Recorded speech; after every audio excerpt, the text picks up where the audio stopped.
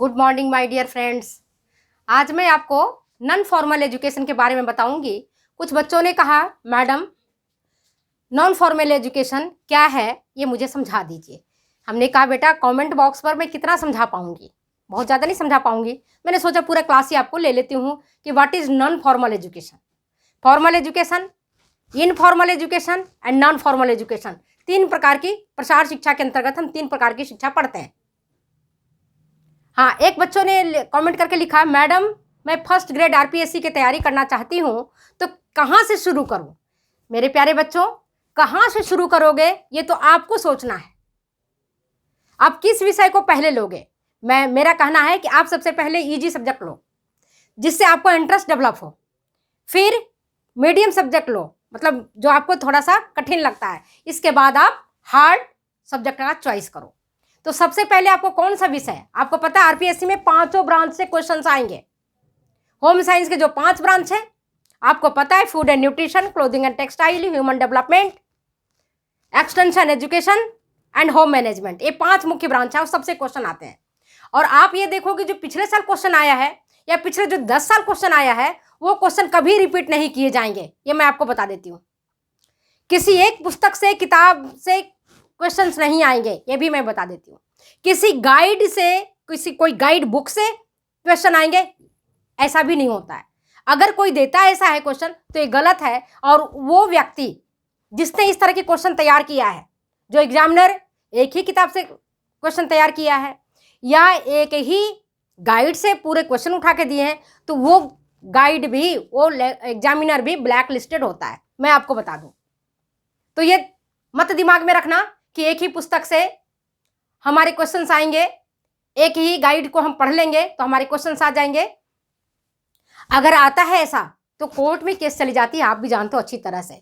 तो हमें क्या ध्यान रखना है कि हम कोई भी किताब से पढ़ें। ये जरूरी नहीं कि एक ही किताब से आपको पढ़ना है। ये जो मैंने बता दिया कि मेरी पुस्तक बहुत अच्छी है, आप मेरी पुस्तक से पढ़ें, या ये पुस्तक बहुत अच्छी है उसकी पुस्तक से पढ़ें। मेरे प्यारे बच्चों, किसी भी पुस्तक से पढ़ो, कोई भी किताब से पढ़ो, कंसेप्ट क्लियर होना चाहिए। अगर मैंने आपको कबूतर लिखना सिखाया, कबूतर, या कलम लिखना सिखाया, तो 2 चीज तो आप सीख गए। लेकिन अगर मैंने हिंदी के संपूर्ण वर्णमाला सिखा दिया आपको, अब आपको कहीं दिक्कत नहीं आएगी। कोई कबूतर लिखवाए तो भी लिख दोगे, या कोई कलम लिखवाए तो भी लिख दोगे, या कोई कमल लिखवाए तो भी लिख दोगे, क्योंकि आपको हिंदी का सब वर्णमाला आता है। इसी तरह से अंग्रेजी के अगर आपको 26 लेटर आते हैं तो आप कोई भी वर्ड को लिख सकते हो और समझ सकते हो, पढ़ सकते हो।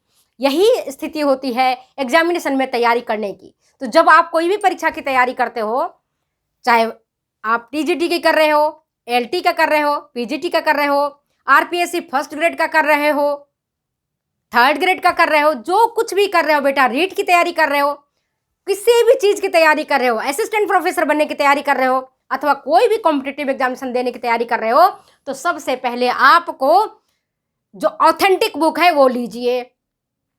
तैयारी की बात बता रही हूं, और उसके बाद उसको पढ़िए।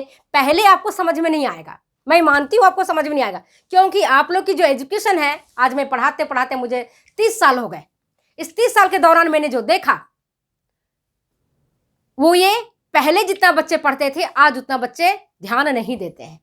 पासबुक आ गया है, 1 वीक सीरीज, 2 वीक सीरीज, अगर 1 डे सीरीज आ जाए तो कोई दिक्कत नहीं, लड़कियां हमारी वही खरीदेंगी। हमसे पूछते मैडम किताबें पढ़ें या 1 वीक सीरीज पढ़ें। हमने कहा बेटा ये तुम्हारी मर्जी, मैं तो कहती हूँ किताबें पढ़ो। अभी से तुम्हारा अगर बेसिक स्ट्रांग रहेगा, जड़ें मजबूत रहेगी, तो तुम बहुत अच्छा कर लोगे। जड़ें मजबूत नहीं होगी तो तुम नहीं कर पाओगे।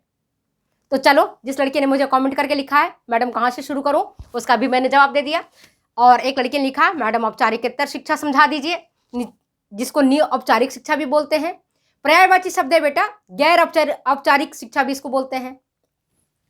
नॉन फॉर्मल एजुकेशन को औपचारिकेतर शिक्षा भी बोला जाता है, निऔपचारिक शिक्षा भी बोलते हैं, और इसको गैर औपचारिकेतर शिक्षा भी कहा जाता है हिंदी में।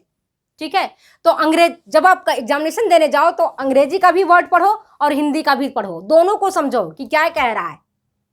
केवल हिंदी पर मत जाओ, केवल अंग्रेजी पर मत जाओ, है ना। हिंदी ट्रांसलेशन और अंग्रेजी में, दोनों ही चीज़ें देखो। ये तो तैयारी करने की पहला काम है।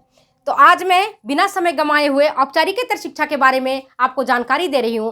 औपचारिकेतर शिक्षा कब शुरू हुई, इसमें अगर आप ध्यान दोगे तो पाओगे कि प्रथम पंचवर्षीय योजना जब शुरुआत की गई, जब भारत आज़ाद हुआ 1947 में, और जब अंग्रेज हमारे भारत को छोड़ के गए थे, भारत की दुर्दशा चरम सीमा पर थी। एजुकेशन नहीं था, बिल्कुल नहीं था। और आप बताओ, बिना एजुकेशन के कोई देश प्रगति कर सकता है क्या? नहीं करेगा ना। तो जो हमारे नेता थे, शिक्षाविद थे, उन्होंने सोचा, उन्होंने समझा कि क्यों नहीं औपचारिकेतर शिक्षा के माध्यम से, नॉन फॉर्मल एजुकेशन के माध्यम से लोगों को शिक्षित किया जाए। क्योंकि भारत तो एक विशाल देश है, कोई छोटा मोटा देश तो है नहीं। जनसंख्या में आज आप देखोगे तो विश्व में इसका दूसरा स्थान है।